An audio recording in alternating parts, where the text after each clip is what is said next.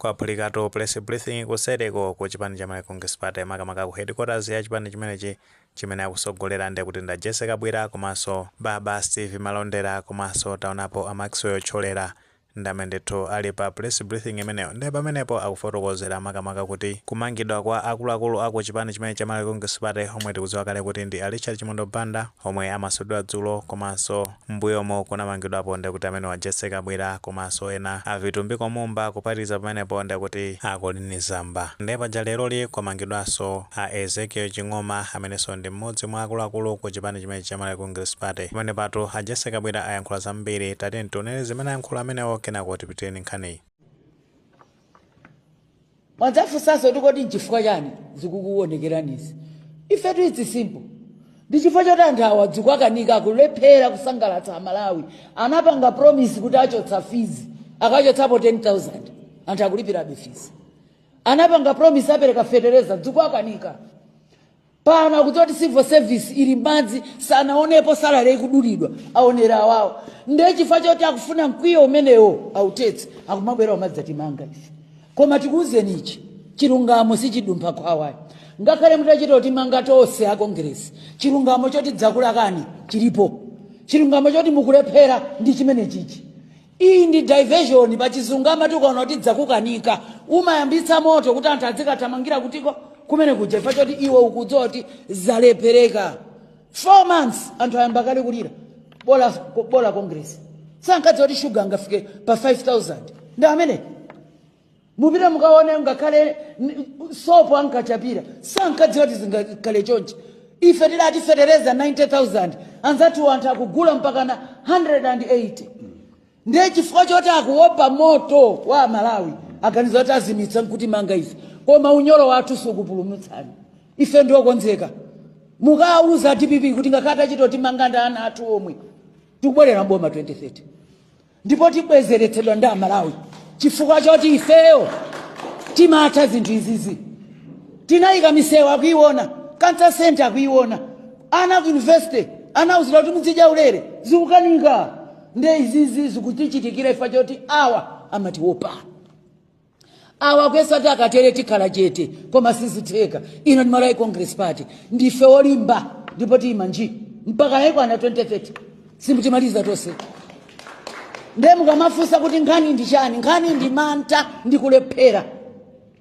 And I'll repeat this in English.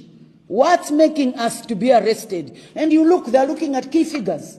They want to silence us, they want to finish us, but they've got something coming. This is Malawi Congress Party. We have been around. We gave birth to them. We will get back into power. And in fact, what they are doing is fueling our comeback. And we would like to thank them for catalyzing our comeback. It's things like this that will make us get back quicker than they thought would be there. So we are wearing this as a badge of honor. In fact, even as I'm talking here, if they want to come and arrest all 3 of us here, we are more than happy.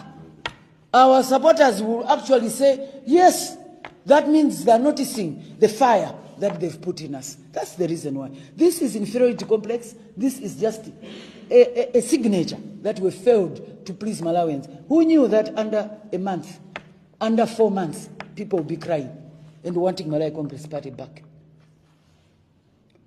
I think, is the police independent? We want to affirm, all of us, we have full trust in the police. Malawi Congress Party will never ever, you'll never find us fight the police. We have found them to be people who are law abiding. That's why we are saying, if anybody goes to arrest Honorable Chimwendo, it is not because of the police, because the police of this country are law-abiding. We've been with them. I think you remember how we got into government. They were there. They did not block anything that the courts had moved. We want to say as a party, we have full confidence in our police. We have full confidence in the judiciary.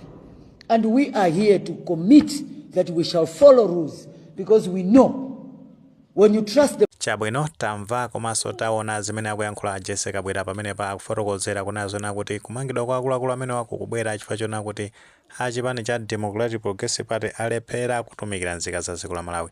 Akuti kwa 4 months zinthu sizikuyenda ngati amene ankalonjezera amenewa mu nthawi ya kampeni. Akambapo ndithu pamenepo za mitengo ya shuga kuti padakali panopa ndekutali pa 6,000 plus kuchoka pamenepo akambapo nkhani khuza ndi fertilizer, akambaponso nkhani khuzana ndi mitengo, akambaponso makamaka nkhani khuzana ndi school fees. Akunazona kuti analonjeza kuti sikukhala yaulere komano malo mwake ana kumeneko akulipirabe ndalama za school fees, malo mwake anguwachoserapo akuti 10,000 monga metamvera pamenepo. Ndi akuti panopa anthu ayamba kulirira amene watu achipani cha Malawi Congress Party ndi kumangidwa kwa anthu amenewa kupangisa zona kuti mu chaka cha 2030 iwo azalowesa mboma, ndipo achipani cha Democratic Progressive Party sakwanisa kulimbana nawo amenewa achipanitu cha Malawi Congress Party. Komano makosana tikasatira bwinobwino makamaka mmene ulamuliro wa chipani cha Malawi Congress Party unayendesera dziko la Malawi, unazogolera dziko la Malawi komanso kusiyanisa ndi mmene achitira achipani cha Democratic Progressive Party. Ambiritu akumabwera kumasiyanisa ndi mmene zinthu zikuyendera komanso mmene zinkayendera mu nthawi imeneja. Zisanzo zambiri zooneka bwino kunalitu vuto lakusowa kwa mafuta a galimoto limene kuyambira mu chaka cha 2021 mpaka kufika mu 2025 nzika za dziko la Malawi zakhala zikuvutika ndi vuto limene kuchoka pamenepo nkhani ya chakudya ndi kuti inali vuto lalikulu kwambiri. Ambiri titha kuchitira umboni kuti nthawi ngati inoyi ndi kuti thumba la chimanga la 50 kg ndi kuti bwezi likugulidwa pa 100 plus chakuti 1000. Shuga amene akunenedwayo wakwera ndithu ndi zona sitingatsutse komano at least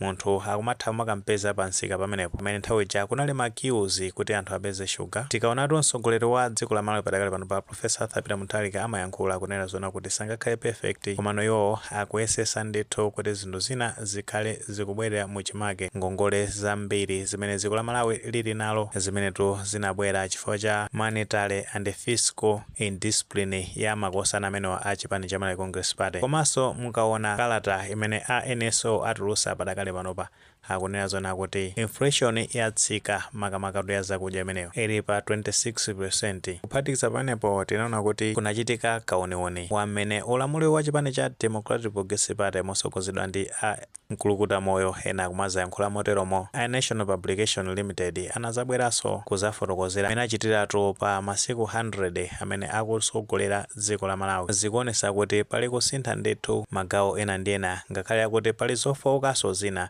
zimene ambiri tikuzitsata bwino komano ovalo ndekuti mtsogoleri wa dziko padakali panopa akuyesesa ndithu kupanga fix zinthu zina ndi zina ndi makosana amene wangakhale akubwera kumazayankhula zimenezi zomanena zoti akuwamanga chifukwa chonena kuti alephera a chipani cha Democratic Progressive Party imene chotu ndi chifukwa chosamveka chifukwa oyankhula zimenezo anakhala amalawi. Nzika ndi zimene zimaona kuti utsogoleri umene walephera chifukwa anakhala zoti alephera amenewa pa masiku 100 amene akusogolera dziko la Malawi achipani cha DPP. Nzikaso zinakabwera kuzayankhula mmene ankachitira achipani cha Malawi Congress Party nthawi imeneja. Nzika zimabwera kumazayankhula bwezi nkhani zimene zili ndi kuti pena paliponse masamba mchezomo anthu akukhala kuyankhula zambiri komano aliyense akumatha kuona kuti pali kusintha chifukwa chake anthu angukhala osayankhula zozuzula makosana amenewa. Ndi amenewa ngati anapalamula milandu akungoyenera kukumana ndi lamulo ndi asamabwera pa kumafuna public sympathy chifukwa chonena kuti akumangidwa ndi azinena zona kuti akuwamanga chifukwa chonena kuti alephera kutumikira nzika za dziko la Malawi. Ngati anaphwanya lamulo akumana ndi lamulolo chifukwa chonena kuti aliyense amakhala subjected to lamulo komanso zomabwera kumanena zona kuti 2030